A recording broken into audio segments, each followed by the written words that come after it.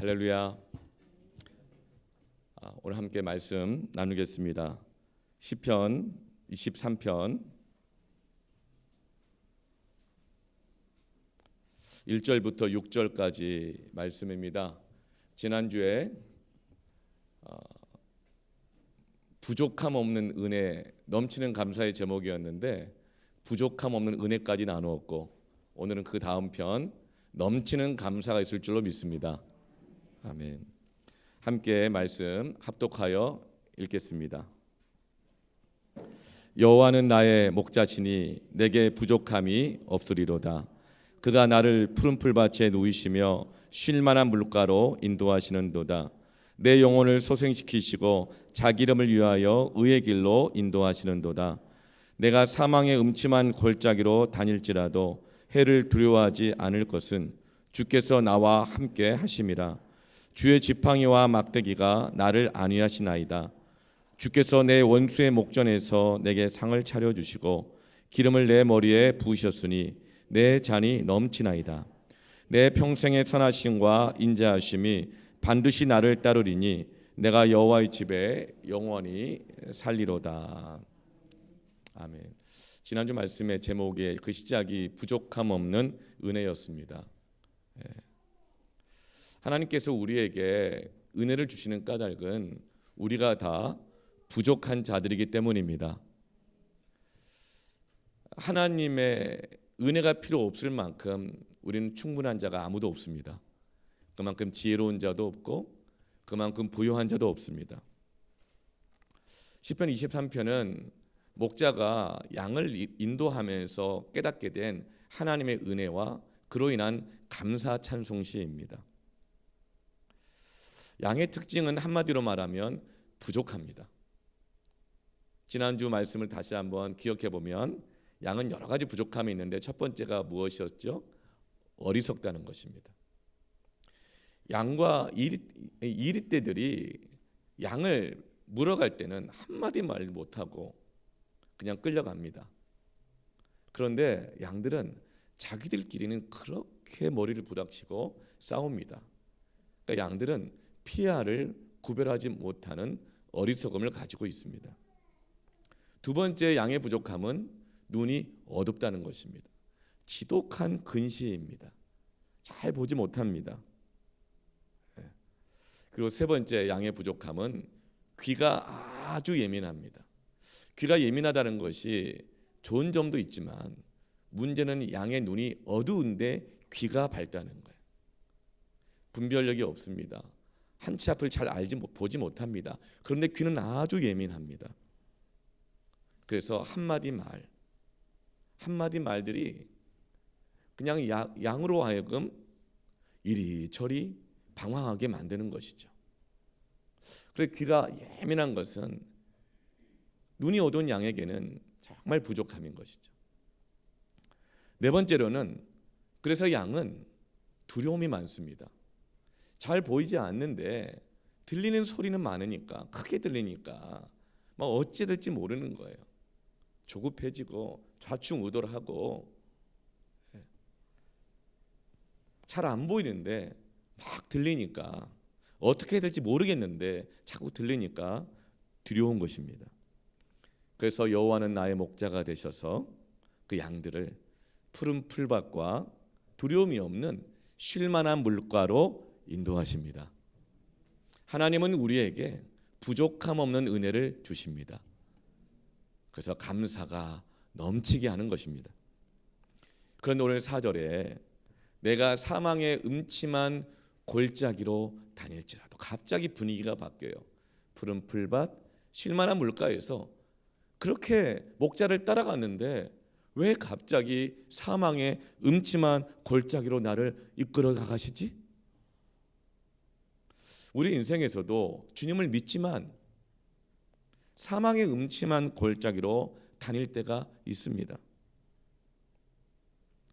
한 번만 실수해도 그 사망의 음침한 골짜기로 떨어져서 다시는 회복이 불가능할 것 같은 위기감과 압박감에 짓눌리는 삶이 하루하루가 계속될 때가 있어요. 직장을 가도 사망의 음침한 골짜기로 다니는 것 같습니다. 교회를 다녀도 때로는 사망의 음침한 골짜기로 다니는 것 같습니다. 그런 사망의 음침한 골짜기에서는 한 번의 선택과 결정이 너무나도 중요하죠. 우리 인생에는 누구나 선택의 기로 앞에 서게 됩니다. 이번에 한 번 실수 잘못하면 절대 안 되는데 어떤 선택들이 있을까요? 누구와 결혼해야 할까? 어떤 직업을 가져야 할까? 어느 직장에 들어가야 될까? 어떤 학과에 진학해야 될까? 지금 해야 될까? 아니면 나중에 할까? 그렇게 우리는 사망의 음침한 골짜기에서 뭔가를 선택해야 된다고 느낄 때에 불안하고 두렵습니다. 그럼 어떤 분은 제게 와서 이렇게 묻는 분이 있어요. 목사님, 제가 무슨 사업을 했으면 좋겠습니까? 이렇게 물어봐요. 제 속으로 이렇게 생각해요. 이분은 사업 안 했으면 좋겠다. 네. 제가 어떻게 합니까? 어떤 사업을 해야 대박이 날지. 제가 무당도 아니고 점쟁이도 아니고. 그래도 이렇게 찾아와서 묻는 분은 참 다행이에요. 제가 딱 답을 말해줄 수는 없지만 어떤 사업을 시작하든 어떤 결정을 하든 어떤 마음과 자세로 어떤 것을 기준으로 선택해야 될지를 함께 나누고 함께 묻고 함께 기도할 수 있기 때문입니다. 그럴 때 우리는 모두가 다 선한 목자가 되신 하나님의 인도함을 받게 되니까요. 우리 모두는 사망의 음침한 골짜기 속에서 선택을 강요받습니다. 너 이대로 가다가는 큰일 나. 죽을 거야. 그러니까 지금 선택해. 그런데 이 선택 똑바로 해야 돼. 우리는 사망의 음침한 골짜기에서 선택에 대한 강요를 받아요. 이번에 선택 안 하면 안 될 것 같고, 한번 잘못 선택하면 큰일 날 것 같고. 그래서 세상 사람들은 그런 사망의 음침한 골짜기에서 어떤 선택을 해야 될 때는 점을 치기도 하고 컨설턴트를 찾아가기도 하고 전문가에게 묻기도 합니다. 그것들이 도움이 되기도 하죠. 그런데 우리 주변을 보세요. 사람 전문가에게 물었다가 망한 사람들이 한두 사람이 아닙니다. 왜 그럴까요? 왜냐하면 사람들은 자기가 생각할 때 전문가로 보이는 사람, 자기가 볼 때 믿을 만한 사람에게 묻기 때문에 그래요. 전문가라고 말하지만 사실은 자기 기준에 볼 때 전문가인 거예요. 그래서 자기 수준으로 또다시 선택하게 되는 것입니다. 자녀들도 마찬가지죠. 학교 생활 때 어떤 고민과 어려움이 있어요. 그러면 그 모든 컨설팅을 누구한테 받습니까? 친구들하고 얘기를 해요. 선생님을 찾아가거나 부모에게 함께 찾아가서 물을 때 훨씬 더 지혜로운 길을 인도받을 수 있지만 친구들하고 얘기하면 같은 수준 안에서 인도함을 받게 되거든요. 사랑하는 성도 여러분, 사람은 결코 그 누구도 목자가 될 수 없습니다. 그래서 잠언 14장 12절에 어떤 길은 사람이 보기에 바르나, 이렇게 하는 게 좋아, 이게 합리적이야, 이럴 땐 이렇게 해야 돼. 사람이 보기에는 바르나, 그 사람 말이 맞는 것 같지만 그러나 필경은 사망의 길이니라. 어떤 사람이 사망의 길로 가게 됩니까? 잠언 14장 바로 그 앞에 11절에 악한 자의 집은 망하겠고 정직한 자의 장막은 흥하리라. 여러분, 흥하는 집안 되기를 축복합니다. 망하는 그 길을 피해가길 바랍니다. 악한 자라고 하는 것은 윤리적으로 비윤리적이다, 도둑질했다, 이런 뜻이 아니에요. 그것도 포함되지만 악한 자의 원래 그 뜻은 두 마음을 품은 자라는 거예요. 앞과 뒤가 다르고 하나님의 뜻도 알고 그러나 내 뜻도 있고, 그런데 이 하나님의 뜻이 꼭 아니란 법은 없으니까, 그렇게 분명하게 말씀해 주진 않았으니까 그냥 내 뜻을 가지고 살아가는 거예요. 이게 두 마음을 품은 자, 이것이 바로 악한 자라는 뜻입니다. 그렇다면 정직한 자라는 것은 무슨 뜻일까요? 그것은 바로 그렇게 마음이 나누어지지 않은 상태라는 거예요. 마태복음 5장 8절에 마음이 청결한 자는 복이 있나니 그들이 하나님을 볼 것이며, 여기서 마음이 청결하다는 뜻이 바로 정직한 마음이라는 뜻입니다. 두 갈래, 세 갈래 이렇게 마음이 나누어져 있지 않고 하나님 앞에서 깨끗해진 마음으로 하나님의 뜻 그 한 가지를 품고 있는 사람이라는 거예요.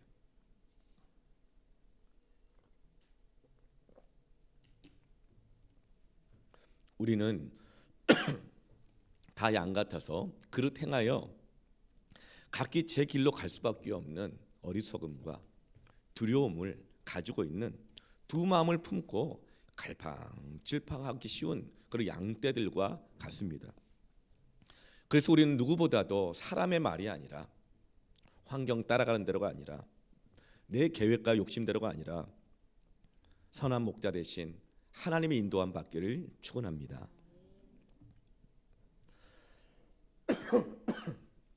죄송합니다.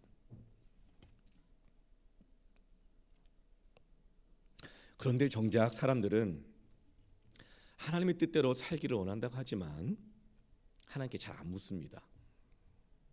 기도하지 않고 오히려 사람들의 말에 더 귀를 기울입니다.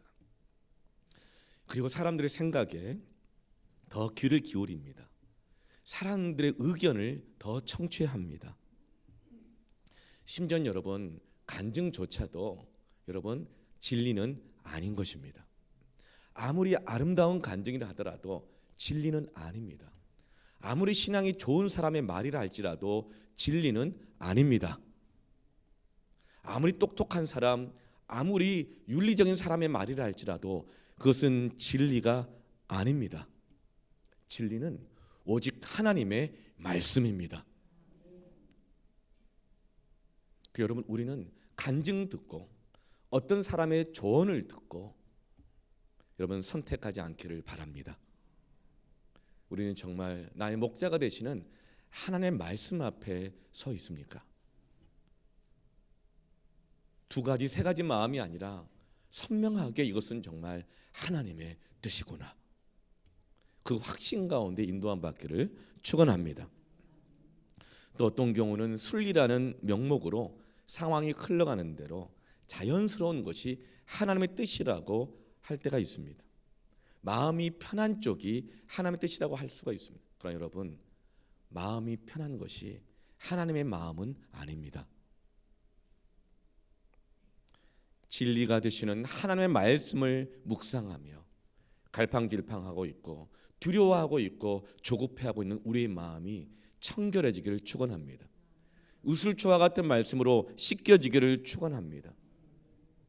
하나님의 뜻을 알고 그 말씀을 붙잡고 기도할 때 하나님 앞에서 무질서했던, 혼란스러웠던 나의 마음이, 감정이, 삶이 정리가 되고 선명해질 때 여러분 그 하나님의 인도하심을 받으시기를 축원합니다. 사업을 시작하든 이사를 가든 어떤 투자를 하든 어떤 결정을 하든 누구도 목자가 될 수 없습니다. 지금 내 마음을 움직이고 내 선택의 향방을 움직이고 있는 가장 큰 목소리는 무엇입니까? 누구입니까? 여호와는 나의 목자시니 내가 부족함이 없으리로다. 로마서 8장 5절에서 6절에 육신을 따르는 자는 육신의 일을, 영을 따르는 자는 영의 일을 생각하나니 육신의 생각은 사망이요 영의 생각은 생명과 평안이니라. 여러분, 육신의 생각은, 육신을 따르는 자는 육신의 일을 생각한다는 거예요. 사람의 말을 듣고 따라가는 사람은 그 사람이 하는 그 일을 똑같이 한다는 거예요. 육신의 생각은 결국은 사망이 된다는 것입니다. 그렇지만 영을 따르는 자는 영의 일을 생각하게 된대요. 하나님의 일이 무엇인가? 하나님이 행하고자 하시는 것이 무엇인가? 그걸 자꾸 생각하게 된대요. 그 영의 생각은 생명과 평안으로 이끌어 가시는 것입니다. 지금 시편 23편에 이 말씀을 기록하고 있고 노래하고 기도하고 있는 이 다윗은 당시의 목동이었습니다. 목동은 자기 재산이 없어요. 남 좋은 일을 하는 거예요, 그냥. 그러면서 아주 불공정한 이 계약 관계 속에서 그냥 고생하는 것이 목동입니다. 그런데 그런 목동이었던 다윗이 어떻게 이스라엘의 왕이 됩니까? 목동이었던 다윗이 이스라엘의 왕이 되기까지 그는 여호와는 나의 목자가 되신다, 주님만을 따라간 것이죠. 어떻게 목자 되신 주님을 따라갈 수 있었을까요? 시편 1편 첫 번째 그 노래에서, 그 기도에서 다윗은 이렇게 고백합니다. 오직 여호와의 율법을 즐거워하여 그의 율법을 주야로 묵상하는도다. 그는 시냇가에 심은 나무가 철을 따라 열매를 맺으며 그 잎사귀가 마르지 아니함 같으니 그가 하는 모든 일이 다 형통하리로다. 여러분, 여호와의 말씀을, 율법을 즐거워하십니까? 근데 어떻게 즐거워해요? 주야로 묵상하는데 즐겁대요. 주야로 아침부터 저녁까지 하루 종일이요. 그런데 즐겁대요. 지난 3년 동안 금요영성 집회가 설교 시간이 참 길었어요. 그래서 그때 하나님께 제 마음에 사인을 주셔서 그랬어요.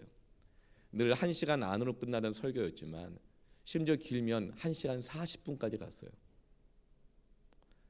그러면서 다니엘의 기도, 느헤미야의 기도, 바울의 기도, 예수님의 기도까지 3년 동안 계속 반복하면서 하나님께서 정말 기도가 우리의 삶의 언어에 체득되기를 원하셔서 반복하면서 길게 하셨어요.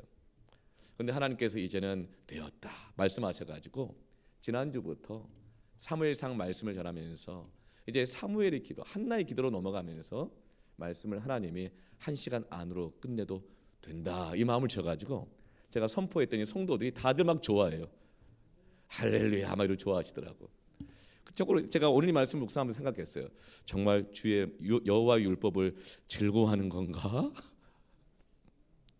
여러분, 여호와의 율법을 즐거워하여 주야로 그 말씀을 묵상하시길 축원합니다. 그러면 철을 따라 유행 타지 않고 철을 타지 않고 열매를 맺게 될 것이고 하는 모든 일이 형통하게 될 것입니다. 부족함 없는 은혜, 넘치는 감사가 있을 것입니다. 이렇게 다윗은 목동의 신분에서 수많은 죽을 고비와 인생이 망할 위기를 거쳐 가면서 이스라엘의 왕의 자리까지 하나님께서 그를 이끌어 가신 것입니다. 우리도 이렇게 따라가길 축원합니다. 우리 인생을 살아가다 보면 정말 사망의 음침한 골짜기 때가 있어요. 여러분 어느 때 사망의 음침한 골짜기로 들어왔구나 그걸 생각합니까? 다 있으실 거예요. 제게도 있었죠. 이제 우리 교회가 개척한 지 8년 하고 7개월이 되었습니다. 개척할 때 참 그 첫해 그 1년은 정말 부인할 수 없는 사망의 음침한 골짜기였어요. 개척을 결정하고 모든 것을 다 쏟아보았지만 뜻하지 않은 하나님이 땅을 주시고 건축을 하게 하시면서 모든 걸 다 쏟아부었는데 건축을 해야 되는데 8억이 부족한 거예요. 여러분 혹시 우리 교회 복음의 동산교회 잘 되는 줄 알았더니 8억이 빚이 있구나 하고 시험 드는 분 계십니까? 걱정하지 마십시오. 여호와가 목자십니다. 이 교회는 하나님 겁니다. 그럼 걱정하지 마세요. 근데 8억이 부족한 거예요. 백방으로 구하고 구해도 털고 털어도 더 없어요. 마른 행주에서 물을 짜지 안 돼요. 그런데 엎친 데 덮친 격으로 제가 복막염으로 수술을 해야 했어요. 이 수술을 당장 할 수가 없어서 며칠 미뤘더니 너무 심해진 거예요. 그래서 안산에 있는 단원병원에 가서 이제 전문의가 CT를 딱 찍어 보더니 이렇게 말해요. 너무 늦게 오셨습니다. 이 CT 상으로 볼 때는 내부의 모든 장기가 아마도 한 80% 정도 이상은 괴사되었을 가능성이 큽니다. 그리고 대장 일부를 절단하고 평생 인공항문을 달고 살아야 한다는 거예요. 그 말을 듣는데 갑자기 아득해지더라고요. 사망의 음침한 골짜기로 들어선 거예요. 그 말을 듣고 수술하는데 사인을 하고 사모는 병원 복도에 주저앉아서 그렇게 흐느껴 우는 거예요. 제가 그래서 아내를 다독이면서 애들이 집에 있으니까 불안해하니까 당신은 가서 아이들이 있는 집으로 가고 나는 여기서 수술 잘 받을 테니까 걱정하지 말라고 기도만 하라고 그렇게 하고 아내는 집으로 보냈어요. 그 밤에 병실로 홀로 남는데 당시 그 병실이 8인실이었는데 저밖에 없었어요. 병실에 홀로 남아서 창밖을 바라보는데 그때가 새벽 한 1시쯤 됐던 것 같아요. 정말 사망의 음침한 골짜기가 거기더라고요. 그래서 제가 창밖을 바라보며 기도도 아닌 것이 뭣도 아닌 것이 하나님 앞에 이렇게 얘기했어요. 하나님 아시지요? 저는 이제 더 드릴 것도 없어요. 이제는 이 몸까지 바치기를 원하십니까? 인공항문이라고요? 하나님 차라리 죽는 게 나아요. 그렇게 냄새나고 구질구질하게 번거롭게 저 목회 못해요. 그렇지만 난 천국 가면 좋지만 남게 되는 아내와 두 아이들 그리고 이 부족한 목사를 따라 나서서 교회 세워보겠다고 따라 나선 몇 안 되지만 그 성도들은 어떻게 합니까? 이를 꽉 악물고 하나님 앞에 다시 이렇게 기도했어요. 하나님 살아야겠습니다. 근데 하나님 조건이 있습니다. 나 살리시더라도 인공항문 달고는 목회 못합니다. 그러니 나 살리실 때는 후유증 없이 깨끗하게 살리세요. 그럼 내 몸 드리겠습니다. 그렇게 기도하는데 잊어버렸던 옛날 찬양이 떠오르는 거예요. 내 입에서 이런 노래가 흘러나와요. 여호와는 나의 목자시니 내가 부족함 전혀 없네. 푸른 풀만 물가으로 날 인도하네. 나의 영혼 평안해. 그러는데 정말 평안함이 찾아오면서 한 새벽 한 2시쯤에 잠든 것 같아요. 하나님이 사랑하시는 자에게 잠을 주시는도다. 정말 잘 수 없을 그때 어찌 평안하게 잠을 자는지 몰라요. 간호사가 와서 깨우더라고요. 환자 수술 준비하셔야 됩니다. 제가 자는 동안에는 이 외과 전문의가 전화를 다 돌리는 거예요. 주일 새벽 1시였어요. 마취과 의사부터 시작해서 모든 전문의들에게 여기 지금 너무 늦게 오는 환자가 있습니다. 조금 더 늦게 수술을 하게 되면 생명도 위험합니다. 빨리 모이십시오. 새벽 1시부터 저는 자고 그분은 전화 돌리면서 모든 전문의와 의료진들이 주일 새벽 5시에 모였어요. 수술 준비를 하는 거예요. 그리고 간호사 저를 깨웠습니다. 수술 준비하십시오. 그렇게 수술 준비를 다 하고 나서 한 7시 반 좀 넘어서 이제 수술실로 침대에 실려가지고 딱 들어가는데 수술실 좀 처음 들어갔어요. 수술실이 딱 열리는데 의사들이 딱 준비하고 있어요. 그리고 저를 수술 침대로 옮기는데요. 수술 침대가 무슨 관 넓이 정도의 널빤지 같은 넓이 있잖아요. 길게 거기에 일자로 돼 있더라고요. 누구랍니다. 그 누웠죠. 그때 양쪽으로 받침대 두 개가 탁 나오는데 영락 없이 십자가예요. 팔을 벌리래요. 그러더니 가죽 벨트로 양 손목을 묶습니다. 또 가죽 벨트로 발을 포개서 두 다리를 또 묶어요. 수술할 때 움직이면 위험하기 때문에 그렇게 묶고 한다는 거예요. 예수님의 십자가가 생각이 나요. 그러면 눈물이 막 흐르더라고요. 그 순간 확신했어요.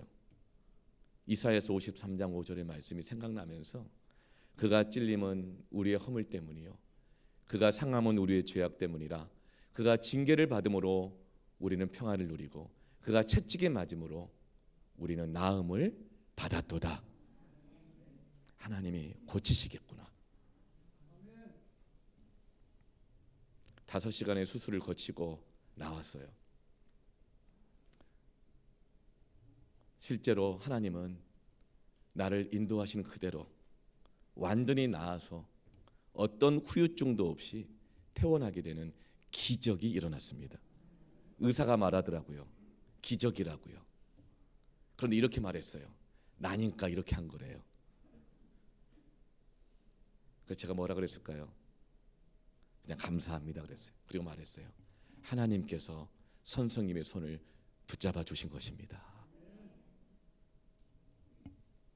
뿐만 아니라 그 사망의 음침한 골짜기였던 그 병실이 푸른 풀밭으로 바뀌었어요.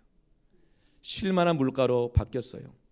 병원에 입원해 있는 동안 그 소식을 듣고 얼굴을 아는 분, 그럼 얼굴도 이름도 모르는 더 많은 분들이 그 병원에 찾아오기 시작하시는 거예요.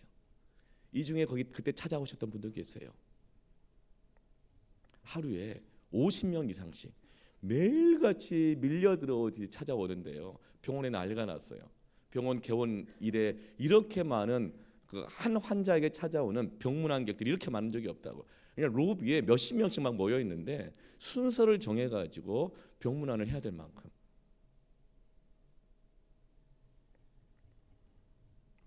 그 병문안에 오신 분들 중에서 여러분들이 개척에 동참하기로 결단하시고 또 헌금을 하기 시작하시는데요. 침대 밑에, 옷 안주머니에, 가방에, 음료수 그 백에 수많은 곳에다가 막 봉투를 막 넣어주는데요. 나중에 가서 알았어요. 입을 정리하다가 알고 옷 입다가 알고 다 꺼내 보니까 초록색 10,000원짜리가 막 깔리는데 푸른 풀밭이 되더라. 쉴만한 물가가 되더라.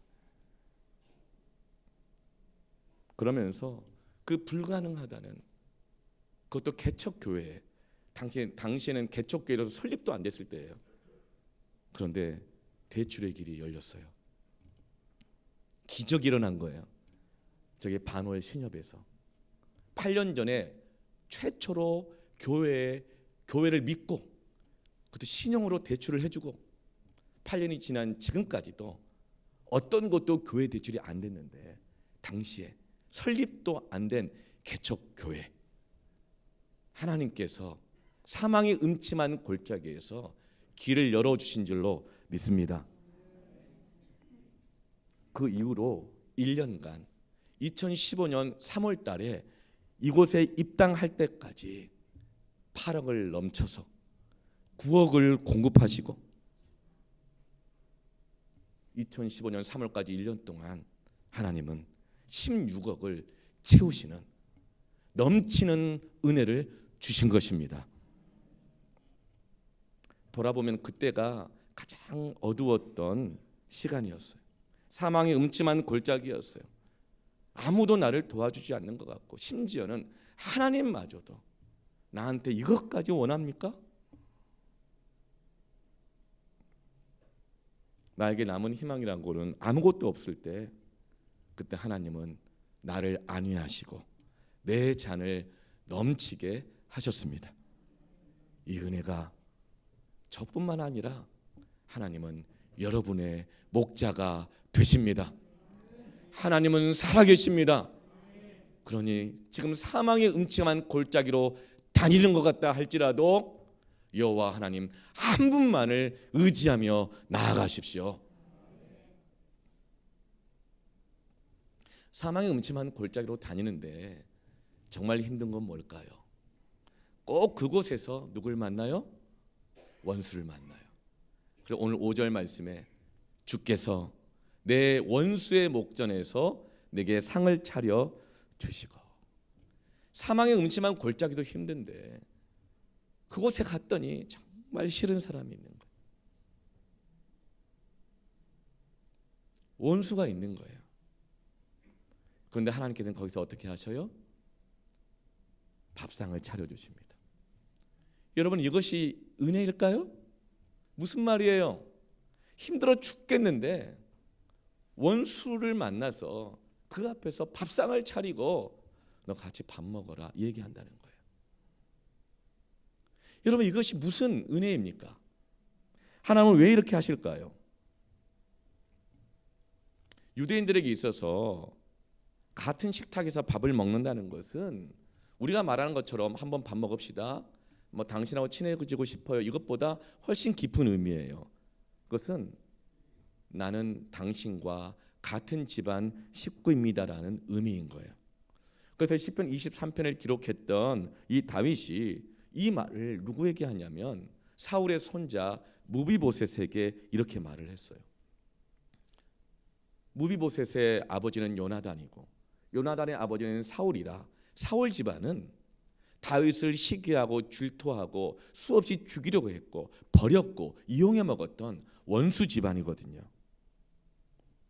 그런데 다윗은 자비와 긍휼을 베풀어서 그 원수를 다른 내 자녀들과 똑같은, 다른 왕자들과 똑같은 식탁의 자리에 앉히면서 이렇게 말해요.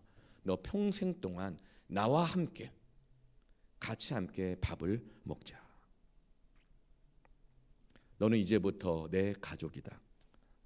원수에서 새로운 가족 공동체가 되는 것입니다. 사랑하는 성도 여러분, 하나님께서 내게 넘치는 감사를 주실 때는요, 사망의 음침한 골짜기에서 원수를 만나게 하시고 그와 함께 밥을 먹게 하시며 그와 함께 가족이 되게 하시는 은혜를 주십니다.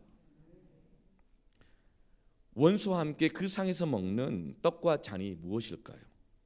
고린도전서 11장 24절부터 25절에 축사하시고 떼어 이르시되 이것은 너희를 위하는 내 몸이니 이것을 행하여 나를 기념하라 하시고 19회 또한 그와 같이 잔을 가지시고 이르시되 이 잔은 내 피로 세운 새 언약이니 이것을 행하여 마실 때마다 나를 기념하라 하셨으니. 여러분, 예수님의 십자가의 살과 피를 먹을 때에 십자가 바라보고 십자가 붙잡으면서 그 원수와 함께 식탁에 앉을 때에 이제는 원수가 아니라 가족이 되는 것입니다. 하나님은 사망의 음침한 골짜기 속에서 오히려 원수를 사랑하게 하시는 은혜를 주십니다.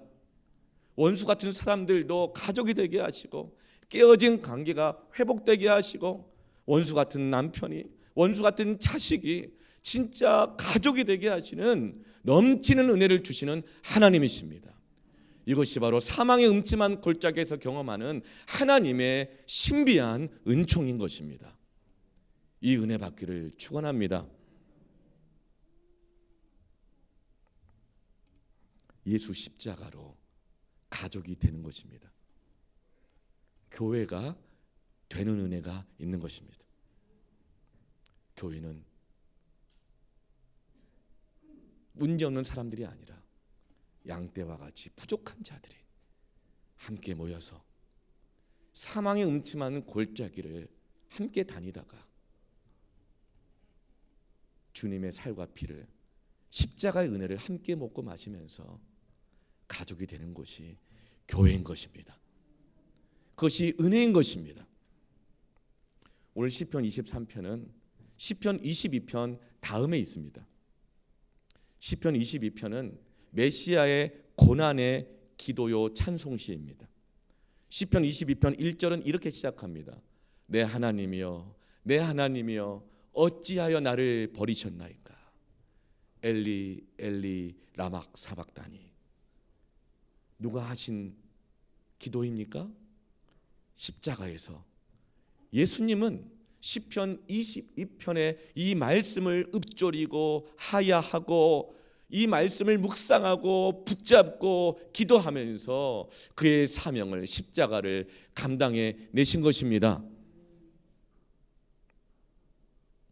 그리고 나서 그 다음 시편 23편은 이렇게 시작되죠. 여호와는 나의 목자시니 내게 부족함이 없으리로다. 그가 나를 푸른 풀밭과 쉴 만한 물가로 인도하시는도다. 내가 사망의 음침한 골짜기에서도 해를 두려워하지 아니할 것은 주께서 나와 함께 하심이라.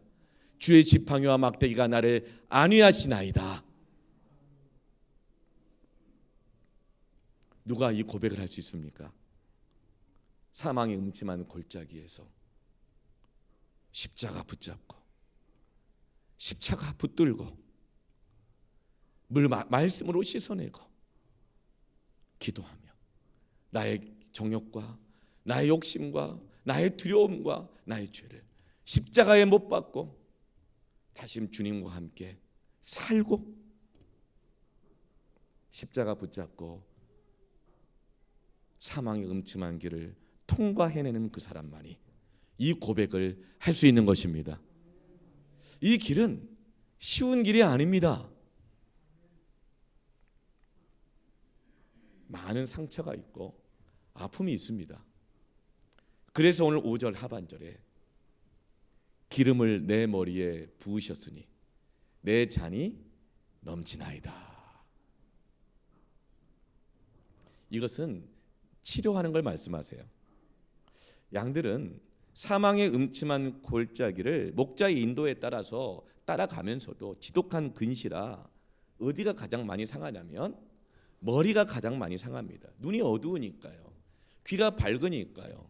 그래서 목자가 이리 와라 하고 말씀을 줬는데도 불구하고 잘 안 보니까 따라가다 귀가 농을 박는데 저쪽에서 이리의 소리가 들리는 거예요.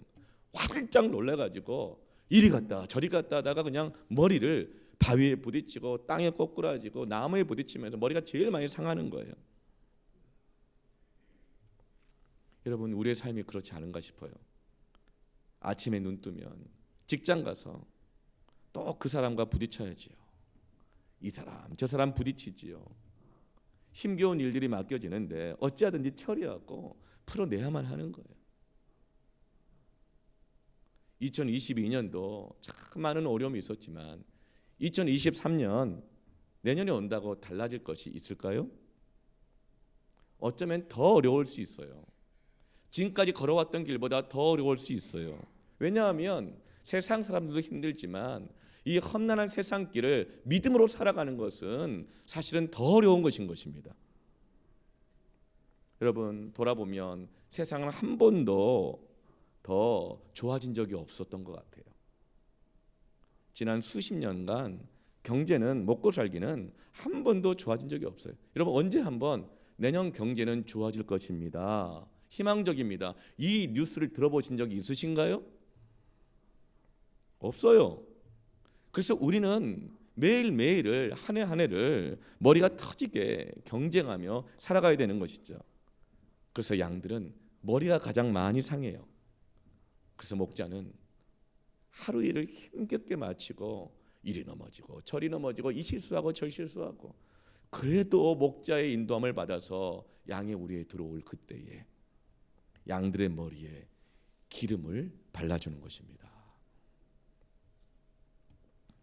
오늘 이 시편 23편이 어떻게 끝나요? 6절에 내 평생의 선하심과 인자하심이 반드시 나를 따르리니 내가 여호와의 집에 영원히 살리로다. 시편 23편은 여호와는 나의 목자로 시작해요.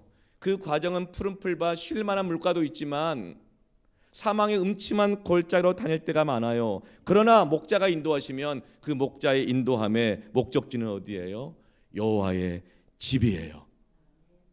사망의 음침한 골짜기로 다니면서 우리는 푸른 풀밭과 쉴 만한 물가도 경험하고, 사망의 음침한 골짜기에서 우리는 거기서 원수가 나의 가족이 되고 사랑하게 되어지고, 그러면서 여호와의 집에 영원히 살게 되는 것입니다.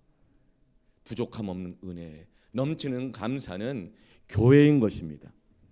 마가복음 11장 17절에 여호와의 집이 무엇인지 주님을 말씀하십니다. 이에 가르쳐 이르시되 기록된 바 내 집은 만민이 기도하는 집이라 칭함을 받으리라고 하지 아니하였느냐. 교회가 넘치는 은혜인 것입니다. 교회는 내 능력도 아니고 내 수고도 아니고 하나님의 은혜로 주어진 것입니다. 내가 오늘 오고 가는 이 교회는 예수 그리스도의 십자가의 핏값으로 사줘서 어리석기 짝이 없던 양떼들이, 원수들이 서로 가족이 되고 서로 사랑하게 되고 섬기게 되어지는, 세상에서 어디서도 볼 수 없는 하나님의 은혜가 넘치는 것이요, 감사가 넘치는 곳입니다. 사랑하는 성도 여러분, 십자가를 붙들고 하나님의 말씀을 묵상하고 기도하면서 주님을 따라가기를 축원합니다. 사망의 음침한 골짜기에서도 결코 해를 받지 않을 것입니다. 상처를 치유해 주실 것입니다. 아버지의 집에 영원히 가는 넘치는 은혜를 받기를 축원합니다. 아멘. 이제 함께 우리 찬양하면서 기도하겠습니다.